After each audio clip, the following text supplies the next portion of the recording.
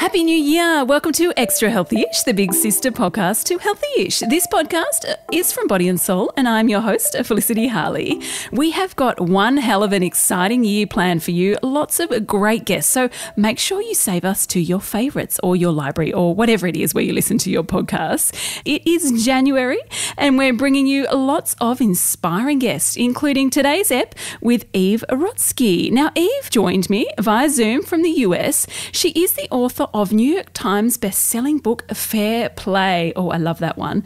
And she has a new one out right now. It is called Find Your Unicorn Space, Reclaim Your Creative Life in a Too Busy World. And today she talks about the importance of curiosity and how to find yours. A perfect one to listen to inspire you in 2022.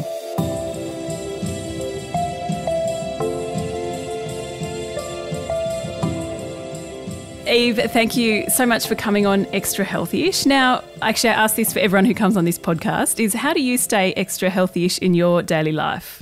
Well, I'm glad it's linked to what we're talking about today, because for me, it's reminding myself every day of my values and remembering that what makes me me and sharing it with the world is as important as anything I do for others. As they say, Felicity, right? You have to put on your oxygen mask first. And so many of us hear those messages, but don't really internalize them. I mean, I think that's such an oldie but a goodie. Actually, I think I might have put that in my book as well. Now, you're on to your second book. Congratulations. It's all about finding your unicorn space. For those who didn't listen to Healthy-ish, can you tell us what a unicorn space is all about? Well, I think the most important thing is to tell you what it's not. So when I interviewed over 750 people for my second book. And what I found when I asked people what they would do with a found hour of time, and I wouldn't allow them to fold laundry during that time, was one of three things. The first was what I call, and it's a happiness trio, and it's all important for being healthy-ish. But one was adult friendships, right? Spending time with friends. The second most popular was self-care, right? Taking a walk on the beach with your dog, not to be confused with commodified wellness. No, where people absolutely. Are trying to sell you bath things, sheets and candles, no. Right? That you don't need. But the third was the most interesting to me, and it's what I decided to focus on for my second book. And this is this idea of the active pursuits that make us us, and how we share them with the world. And so, what I mean by that is, unicorn space is the active pursuits that don't exist, like the mythical equine, Felicity. These do not exist for us unless we reclaim them and we bring them to life through making the time and the permission to be unavailable from our roles as partners, parents, and or professionals. That permission to be unavailable for creative pursuits is actually a very subversive thing, especially for women, and especially for women who have caretaking responsibilities. Yeah, absolutely. Now, we talked a bit about this in Healthy-ish as well. You say the framework for this space, I mean, igniting your creating living, is about the 3 C's. Can you talk us a bit more about what they are and talk us through them? Yes. So what I saw in people who, in my surveys, identified and said that they were feeling self-actualized in a creative life. And by creative, I don't mean just crayons or a sandbox. This is not about art. This is about, again, what makes us us and how we embody that and live a values-based life based on 3 things, as you said, the 3 C's. And what I saw was curiosity, connection, and completion as the through line. So let's just go through each of them really fast. Curiosity. As one of my friends says, well, I'm curious about scrolling my friend's Venmo transactions. I don't mean that type of curiosity. Yep. What I mean is that most people in their creative life started with a question. For me, when I wrote Fair Play, it was, why is it that I'm doing the mother load of domestic childcare and home responsibilities, similar to your book as well, Felicity. For others, one of my friends said she became curious about what would happen if she could make her son's birthday cake move. And she ended up, did she? Yes, she ended up, she's a robotic cake baker now. What? She wow. makes movable cakes. Other people are curious about their ancestors. I had one friend who rediscovered Hindu astrology because he was curious about what her uncle and her grandmother had been teaching her and talking to her about the planets when she used to go back and visit India. So the curiosity is a really big through line, but you can't stop there.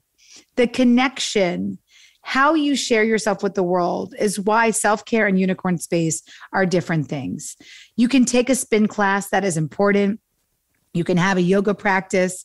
You can read a book. But ultimately, the connection, how you share yourself with the world, is how you bring it to the next level. So you're not just reading the book, you're writing the book. You're not just taking the yoga class, you're teaching the yoga class. When you start sharing yourself with the world, a fundamental piece of mental health and longevity is activated. The intersection of meaning and happiness, which is where ultimately we want people to live most of their life. And then finally, completion, especially for so many women who've been taught we have to be perfect. It is hard to share ourselves with the world and to complete something. At least it was for me, because it means I have to share it. It means that I could fail. It means that people could not like me. There's a lot of scary things that go into actually completing something. And so what I like to talk about is we don't want to live, as my friend Amanda says, in a graveyard of unfulfilled dreams. Being able to complete something, whether it's one episode of a podcast, whether it's writing a poem, whether it's making that robotic cake for your child's birthday and saying, I did this. That's something that nobody can take away from us. So what is in your unicorn space? I mean, I suppose the book. Was this a bit of a unicorn space project for you? Oh my gosh. Well, now inspiring other women to live their unicorn space filled lives is my unicorn space. But I will say for me, what it started was understanding that, Felicity, when I was 21, I was going to be the first president of the United States and a senator, because you can do, we're in the Constitution to say you can't do both. Yep. And I'm going to also be a Knicks City dancer because the New York Knicks are my favorite basketball team. And so I can fly in on Air Force One, and I'm still going to dance in the Saturday 12:30 game because I could just fly back on Air Force One that night. That 21-year-old self, that embodied who I was, which was somebody who was burning with passion and energy, basically died on the vine 10 years later at 31. And I don't want anybody else to feel like they only have 10 years left to live. I like to call myself the ghost of Christmas future. My unicorn space is that people don't do what I did. They don't have to burn themselves down to rise up, that we can live and understand that sustained attention for things that we love, especially as women, is not just important, but it actually is the most important thing. That should come first before we look at ourselves, again, as mothers, sisters, caretakers, wives, all of the roles that society defines for us. What role does the pandemic play in this? I mean, the pandemic, I feel, would have dulled a lot of those dreams, those things that we might have wanted to do. I mean, you talk about the importance of letting go of shoulds, which I quite like. How do we, push past the feeling of the pandemic and kind of rise above it? Well, two important things. As my friend Natalie Nixon, who's a creativity strategist, says, creativity loves constraints.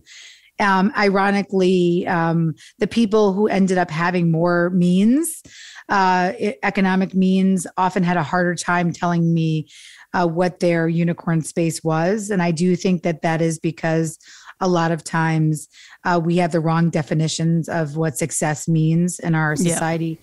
Yeah. But even more importantly, what I did see was that, yes, it is. How can I ask women to have sustained attention for things that we love when on average during the pandemic, we were, according to one Time Diary survey, we were being interrupted every 3 minutes and 42 seconds with domestic and housework responsibilities. So no, it feels like a pipe dream. And that's why I call it unicorn space, because it can stay as a mythical equine. It can stay mythical unless we bring it down to earth. And we say that we are going to support our journey and other women's journeys around us to say, I deserve that permission to be unavailable. I don't have infinite time. My time is diamonds and I want to guard it. And so for me, when I started to write Fair Play, which was my unicorn space, my curiosity and understanding why there was such unfairness in the home, I started to write on Sundays, Felicity. And I remember the guilt and shame about not spending Sundays with my family and having Seth take over the Sundays and not seeing my kids in the basketball game. It was really, really, really difficult until I could finally reframe it with the help of many friends and psychologists who said, the first step is understanding when you say, I feel guilty because, you can reframe it to understand that you made the decision because. How much more powerful is it to say, Anna, I feel guilty that I didn't come to your soccer game, but you can say instead, Anna, I made the decision not to come to your soccer game. That was my choice because instead I was writing something really, really important for other women. And that's going to make me really, really happy and a better mother to you. Yeah, well said. Now, you obviously interviewed a lot of people for this book. Was there can you give us a story, like one inspiring anecdote of someone you interviewed that found their unicorn space and then had a life transformation? Oh, I have so many, but I'd say one of my favorites is a woman named Renee Brinkerhoff. And what I love about her is she was a stay-at-home mom until she was 56 years old. And she said to me, Eve, I was an object at rest. The opposite of unicorn space. Like in physics, there's objects at rest and there's objects in motion. Objects in rest stay at rest, objects in motion stay at motion. And she was an object at rest.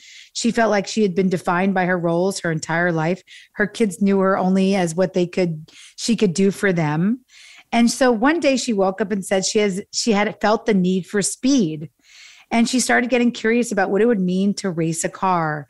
And now at 66, she is one of the top Grand Prix racers in the world, where she races on every single continent. It's a very special race where you are guided with a guide and you race miles, and it's extremely treacherous and dangerous, and you race through countries, and she's been in every single continent. She's placed in almost every single race she's been in as almost one of the only women ever to race in these types of races. And now she and her daughter are going this month to race in Antarctica, her last continent. Oh, wow. Oh, well, there we go. That is a brilliant story. Never too late to find your unicorn space. Never too late. It is never too late. And watching footage of this amazing woman get into her car with that amount of confidence and say, I can do this. And if I could do this, you can do this. I cry every time I talk to her. Now, one thing about the book is you want to inspire women to have happy and fulfilled lives.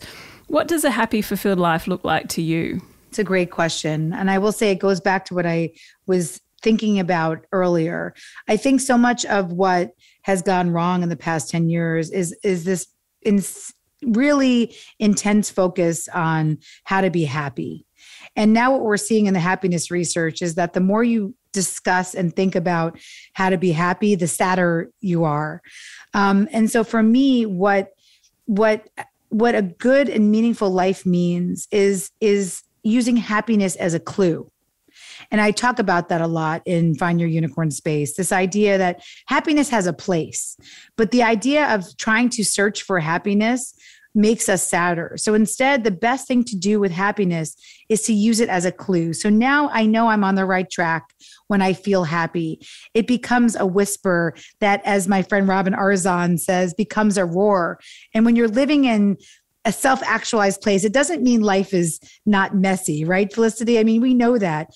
Life is not waiting for the storm to pass, as that Vivian Green quote says. It is a learning to dance in the rain, but you dance in the rain by feeling and actively pursuing the things that you love. And then the happiness comes with it.